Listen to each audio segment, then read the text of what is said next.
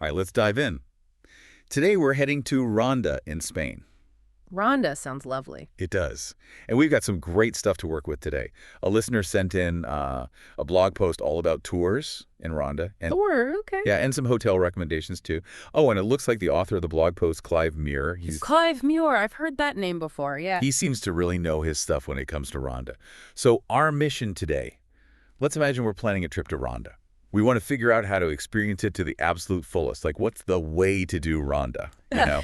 Absolutely. Let's map out the ultimate Ronda adventure. Okay, so Clive, he describes Ronda as one of, get ready for this, Andalusia's most stunning, and I'm going to try to say this right, Pueblos Blancos. Those blancos. Yeah, those picture-perfect white hill towns that you see in photos. I mean, come on, how charming does that sound? Oh, And he says Ronda's actually an easy day trip from Seville, or even if you're on the coast, like in Marbella, you could pop over to Ronda for a day. that's great. An easy escape from the hustle and bustle. I like Mhm. that. Exactly. And here's where I get curious, like, there are tons of beautiful towns in Andalusia, right? Yeah. So what is it about Ronda? What makes it so special? You're right. Andalusia is full of gems. But what sets Ronda apart? I think it's that unique blend of history. You mentioned those 14th century Arabic baths. Well, those baths are a piece of living history. They remind us that Ronda has these deep Moorish roots. Moorish, right. Okay, so like we're talking about that time period when, Exactly, a period that deeply influenced Ronda's architecture, its culture, everything. Visiting Ronda is like stepping back in time, literally seeing those connections to the past. wow, okay. So we've got this beautiful mix of cultures. That's awesome. But now, how do we experience it all? So that's the big question.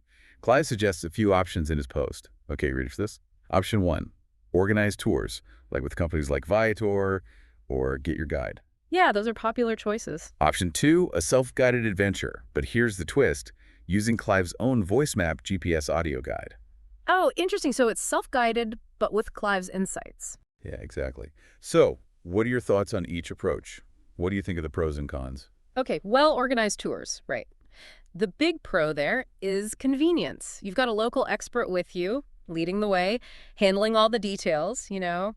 And they're sharing their knowledge, things you might miss if you were on your own. It's like having a well-informed friend showing you around. But on the other hand, there's something to be said for exploring at your own pace. Yeah, I totally get that. That sense of discovery when you're wandering and you stumble upon something unexpected. There's nothing quite like it. Exactly. So maybe Clive's voice map, that could be a good middle ground. You get the freedom to explore on your own time, but still with his expertise, his local knowledge guiding you. That's a great point. It's like we're not just passively reading his blog post, we're actually using it to craft a custom experience, which is pretty cool. Absolutely. It's all about finding the perfect fit for you. Okay, so let's say we've picked our style of touring. Now for the exciting part. What are the must-see spots in Ronda? Clive mentions a few. First up, the El Tajo Canyon. El Tajo Canyon. Oh my goodness, picture this. You're standing on the edge of this dramatic gorge carved out over millions of years by the Guadalquivir River. Wow, that's pretty powerful. It's nature's artistry at its finest. Yeah. And the views are just incredible. You can actually see the Puente Nuevo Bridge from there. Oh yeah, speaking of the Puente Nuevo, that bridge is just breathtaking in pictures.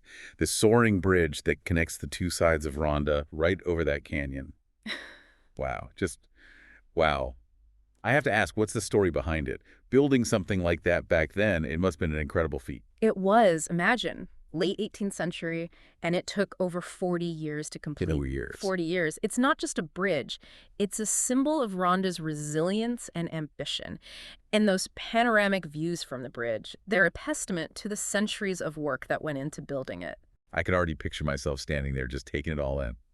Okay, Clive also mentions the Plaza de Toros de Ronda, and this is Spain's oldest bull ring, which is pretty incredible. I have to admit, I'm not very familiar with bullfighting, but it's clearly a significant part of Spanish culture, wouldn't you say? Oh, absolutely. Bullfighting is deeply rooted in Spanish history. The Plaza de Toros de Ronda, which dates back to the 18th century, it's witnessed centuries of this spectacle.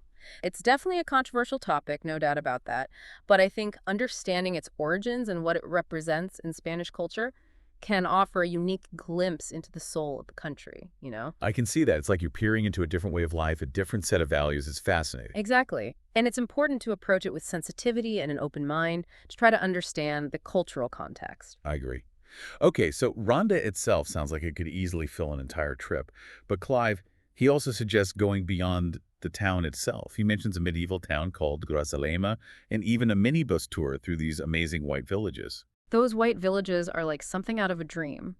Picture this: clusters of whitewashed houses nestled among rolling hills and vineyards. Oh, wow, that sounds so peaceful. Grazalema, in particular, is truly stunning. And it's right in the heart of the Grazalema Natural Park, which is a protected area known for its incredible diversity of plants and animals. It's the perfect blend of history, culture, and natural beauty.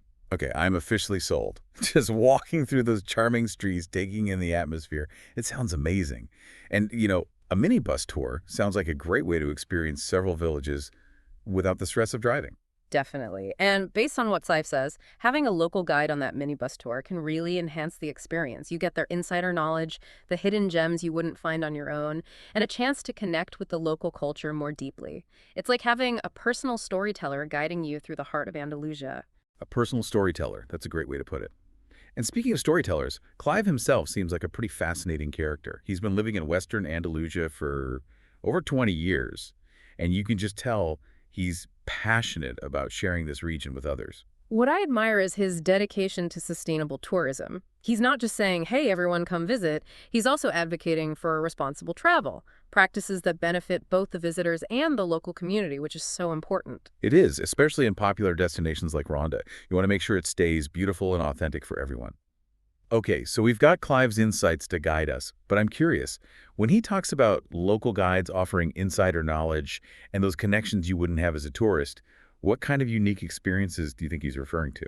Ah, that's where the real magic of travel happens, right? It's those unexpected encounters and the hidden gems you wouldn't find in any guidebook. Right, like what kind of things? Well, think about it. It could be a family-run tapas bar tucked away on a quiet side street, Oh, I love tapas. or maybe a private flamenco performance, something arranged through a local connection where you can experience the raw passion and artistry of that dance form up close and personal.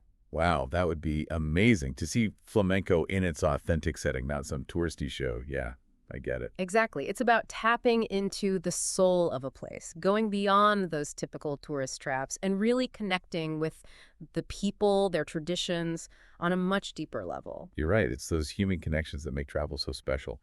I think Clive is really onto something there. But let's dive into that a bit more. What are some of the key reasons Clive highlights in his blog post for why choosing a local guide is such a good idea? Well, first and foremost, he talks about their insider knowledge. I mean, they have this deep understanding of the history, the culture, even the hidden corners of a place that most tourists would never even know about. It's like having a walking, talking encyclopedia of local knowledge right there with you. Exactly. They can answer your questions, share stories, and provide that context that makes the whole experience so much richer. And there's more. He also emphasizes the importance of feeling comfortable, like really at ease in a new place. And he says local guides can help with that, especially when it comes to navigating unfamiliar areas, particularly if you're venturing off the beaten path. Yeah, that makes sense. When you're in a new environment, having someone who knows the ropes can definitely put your mind at ease. Right. That feeling of safety and security, it's priceless. You can just relax and enjoy the experience without worrying about getting lost or running into any unexpected issues. Plus, a local guide probably knows all the best routes and those little shortcuts that can save you time, right? Exactly. It's all about maximizing your travel experience, letting them handle the logistics so you can focus on what truly matters, soaking up the destination, and creating those memories that will last a lifetime. Well said. Okay, so we've talked about the different touring styles, the pros and cons of each. Now let's shift gears a bit. Those white villages of Andalusia, they just sound so incredibly charming. I'm really intrigued. Oh, they are. Picture this. These villages scattered across the landscape like little white jewels. Whitewashed houses, cobblestone streets, and those views of the surrounding countryside. Just stunning. And earlier we touched on Grazalema, one of the most popular white villages nestled right in the Grazalema Natural Park. What's the history behind these villages? How did they come to be?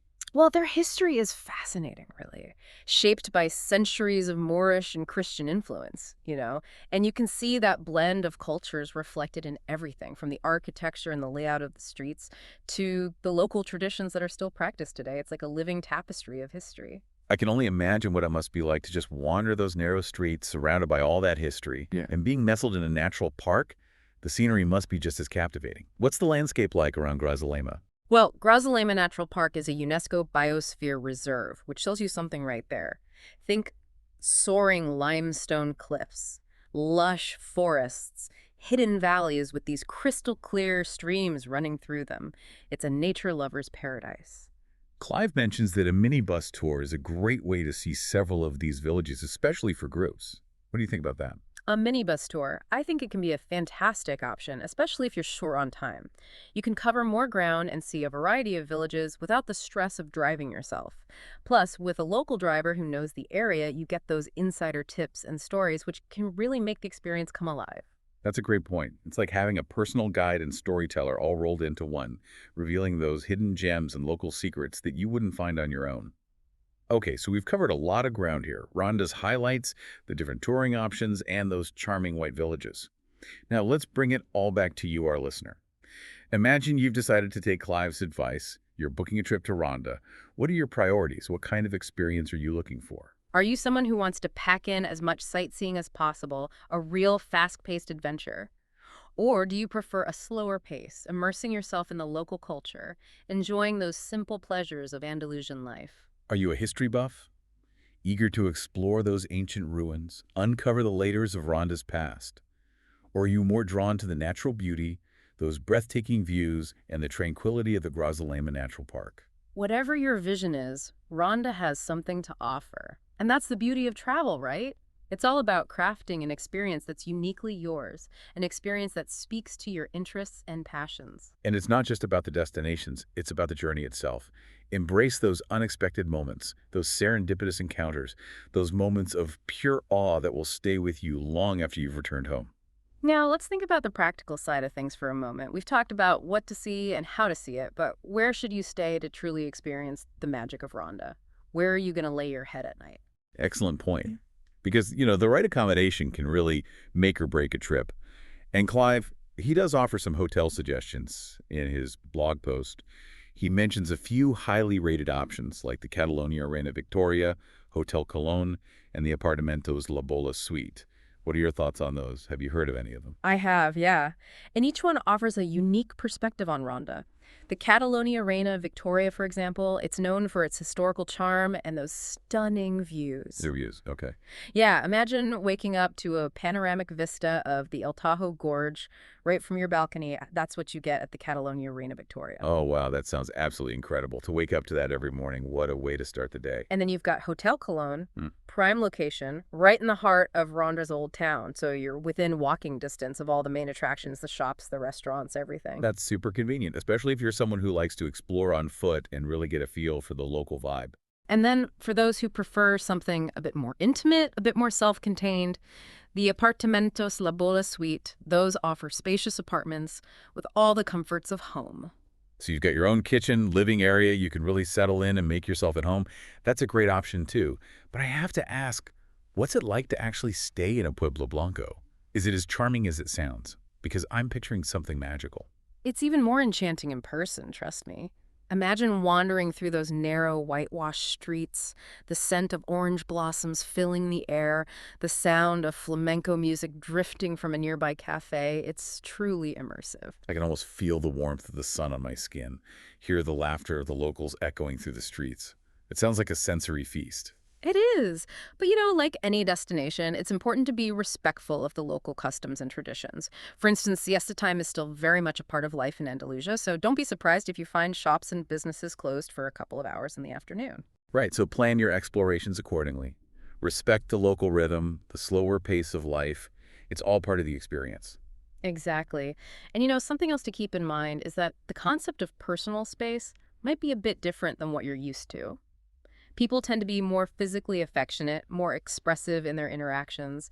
Don't be surprised if you find yourself in a lively conversation with a stranger at the market or sharing tapas with newfound friends at a local bar. It sounds like a wonderful way to connect with the local culture. It's about embracing those spontaneous moments of connection and letting go of any preconceived notions. Just being open to the experience. That's it. That's the spirit. Now, going back to Clive for a moment, I'm still really intrigued by his emphasis on local guides having that insider knowledge, those connections tourists just wouldn't have on their own. What kind of unique experiences do you think he's alluding to? Yeah, what are we missing out on if we don't have that local connection? Well, think about it. It could be something as simple as a family-run tapas bar tucked away on a quiet side street where the owner greets you with a warm smile and shares stories about his grandmother's secret recipes. Oh, that's heartwarming. Hmm. Or maybe it's something a little more elaborate, like a private flamenco performance arranged through a local contact, where you get to witness the raw passion and artistry of this traditional dance form up close. Exactly. It's about tapping into the soul of a place, going beyond the typical tourist trail, and connecting with the people and their traditions on a deeper level. It's about those authentic, unscripted moments that truly make a trip unforgettable. I think that's where having a local guide can really make a difference. They could open doors to experiences that you wouldn't even know existed otherwise. Absolutely. They're like a key, unlocking the hidden treasures of a destination. They can introduce you to local characters, share their personal stories, and provide a level of cultural immersion that's just not possible when you're exploring on your own. So we've talked about the value of local guides, but what exactly are the benefits that Clive highlights in his blog post? What makes them so essential? He emphasizes their insider knowledge, their ability to bridge language barriers, their focus on safety, and the time-saving aspect. Local guides, they possess this wealth of knowledge about the history, the culture, even the hidden corners of a place that most tourists would never even know about. It's like having a walking, talking encyclopedia right there at your disposal, ready to answer any question, provide context that brings the experience to life. And as you mentioned earlier, they can also help navigate those language barriers, ensuring smooth communication, making you feel more comfortable in a new environment. Exactly. And Clive also stresses the importance of safety, particularly when exploring unfamiliar areas or venturing off the beaten path. A local guide can help you avoid potential hazards and provide assistance if needed. That peace of mind can be so valuable, allowing you to relax and focus on enjoying the experience without those nagging worries in the back of your mind. Plus, with their local expertise, they often know the best routes, the shortcuts, those insider tips that help you make the most of your time.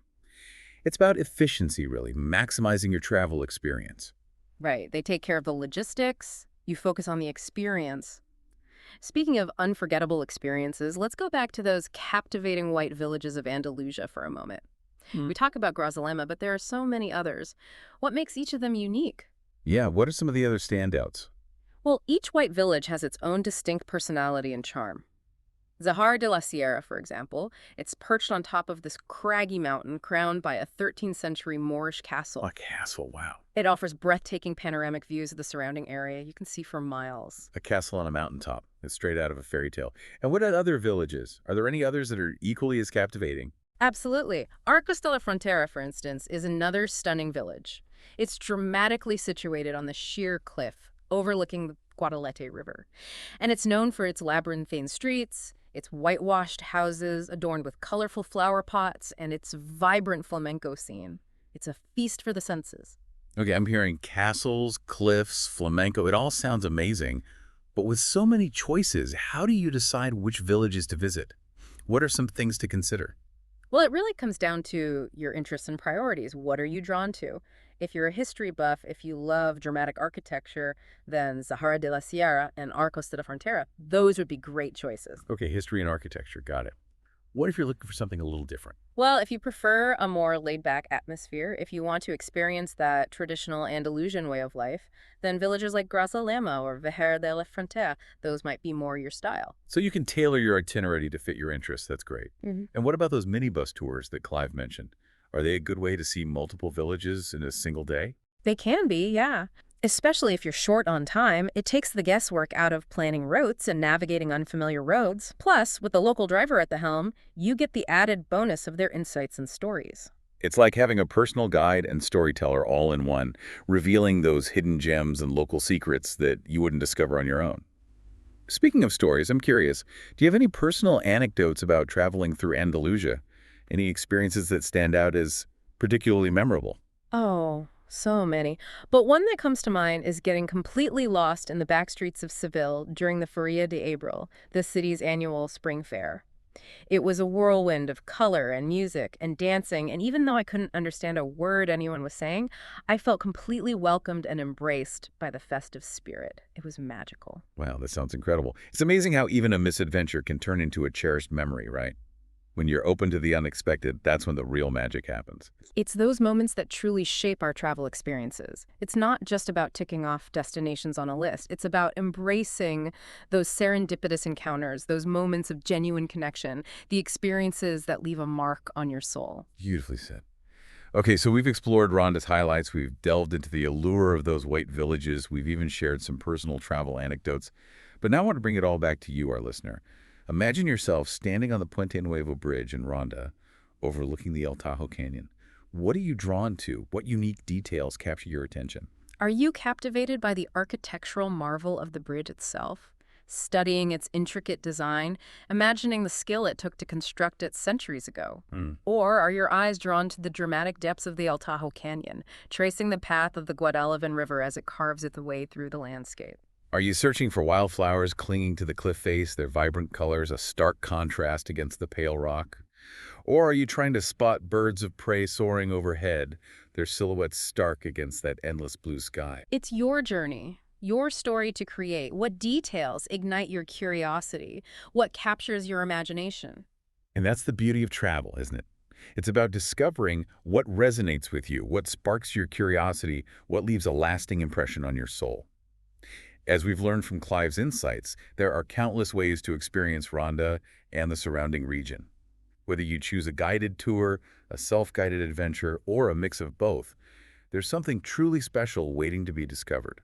So keep exploring, keep dreaming, and keep that wanderlust alive. Who knows what hidden treasures you'll uncover? You might stumble upon a secluded courtyard filled with the scent of jasmine. Oh, that sounds lovely. Or you could end up sharing a glass of local wine with a friendly shopkeeper who tells you stories about the village's past.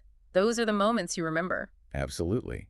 And speaking of hidden treasures, did you notice Clive's passion goes beyond just Ronda? Oh, you mean how he runs websites for other places too? Yeah, Cadiz, Grazalema, even the Caminito del Rey.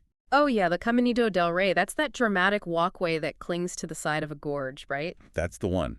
A bit of a thrill for those who aren't afraid of heights. Definitely not for the faint of heart. And he even has a website all about sustainable tourism in Spain called Wildside Holidays. It seems like Clive's a real champion for this part of Spain, sharing its beauty while encouraging responsible travel. I agree. He's not just giving information, he's advocating for a way of travel that benefits everyone, both the visitors and the people who live there. Exactly. And he even suggests using his affiliate links when you book hotels or activities. It's a small way to support his work. It is, and it aligns with that whole idea of sustainable travel, supporting people who are working hard to preserve the beauty and culture of a place. It's a win-win. Well said. As we wrap up our deep dive into Ronda, I think Clive's passion reminds us that travel is more than just checking things off a list.